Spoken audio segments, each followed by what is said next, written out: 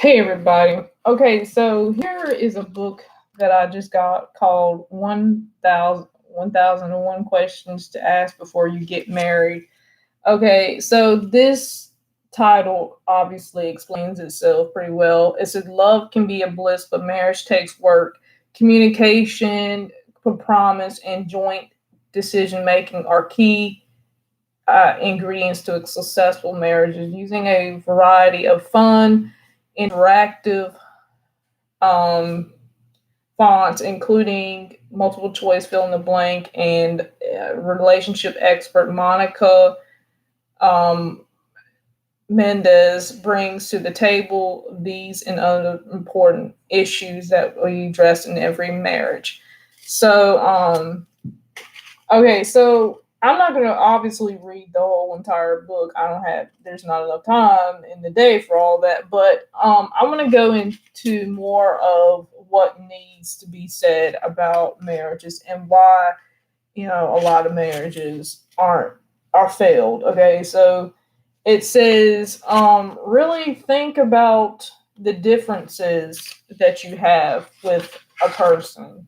Growing up in a traditional family, what do you believe was the bond that kept your parents together? Not everybody's family's like that, but what characteristics of your parents would you like to see in yours? How did your mother treat your father, vice versa? And do you and your partner want to treat each other the same way your parents treat each other? And in your family, who was the decision maker? Okay, so growing up with divorced or single parents. Now, um, just because hypothetically speaking, if you came from a single parent household, that does not mean that you're going to be in a single parent household.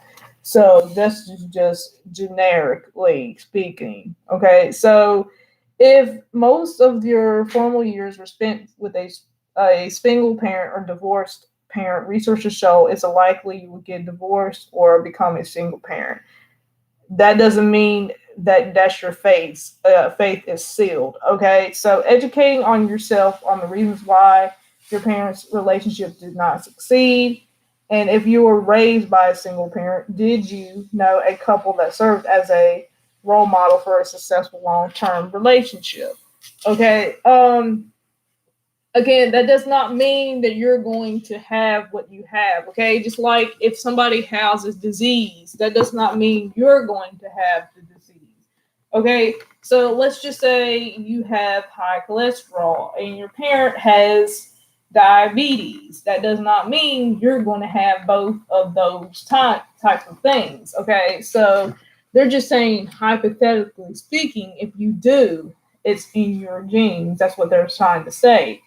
Okay, impact and influences of other relationships. That is very important too.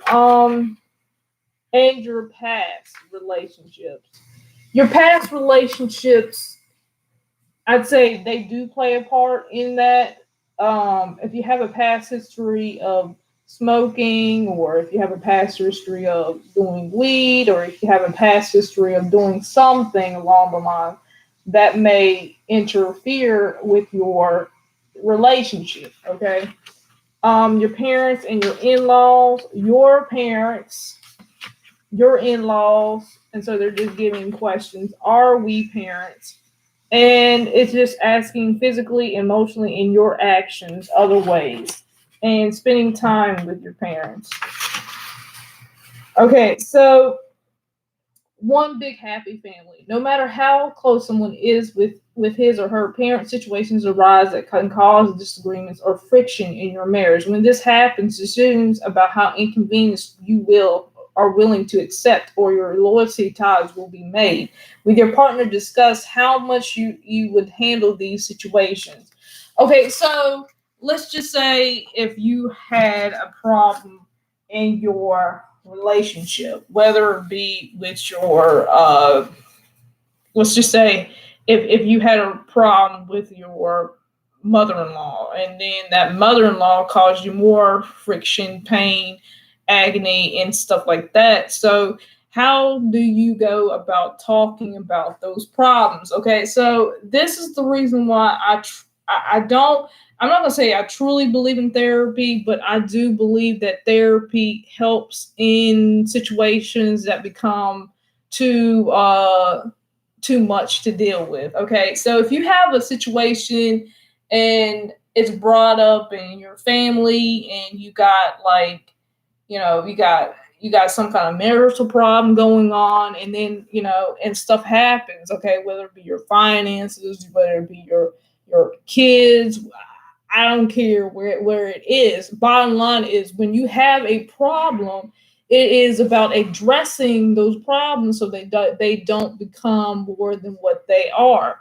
Okay, so again, that's what therapy has been taught. You got to seek help when you can. Okay, so again, those are a couple of different things that are addressed in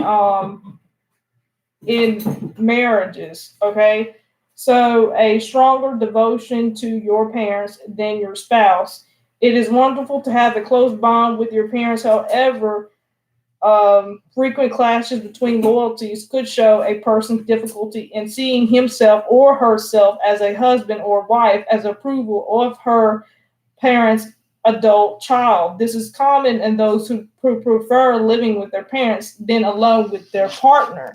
Okay, so when you have problems with your children, and your spouse has other problems, then those decisions have to be made on a common day-to-day basis, and that's what they're talking about. That's what they are referring to as the and do not create yourself as a victim, because once you start creating yourself as a victim, and you're putting yourself as a victim mode, then you become more enticed to doing things that you normally wouldn't do. Okay, all right, so that's what it talks about. And those, like I said, I'm not going to go too much in detail with everything that's written in this book, because that would take a while.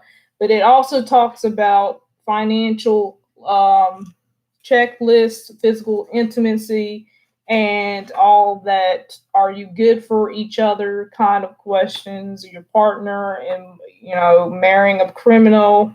I don't think anybody wants to do that.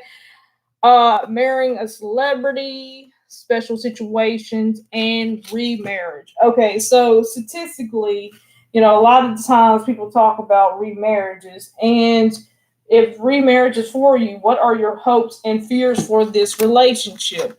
People have a lot of fears when it comes down to marriages and relationships. So when those things are tied together, and you are hopeful that you want a good relationship, but all you are getting is past hurts, or things that come up that just aren't what you want them to be. You have to figure out what exactly is going on and why you are dealing with those type of things. Okay, so most of your guests will. Okay, so basically that's mainly what this book talks about. You can go ahead and order your copy if you would like a copy, because I found, like I said, I found this book, and it's an essential book for all couples wanting marriages. Okay, so think about that. I hope you guys enjoyed this video. Until then, take care.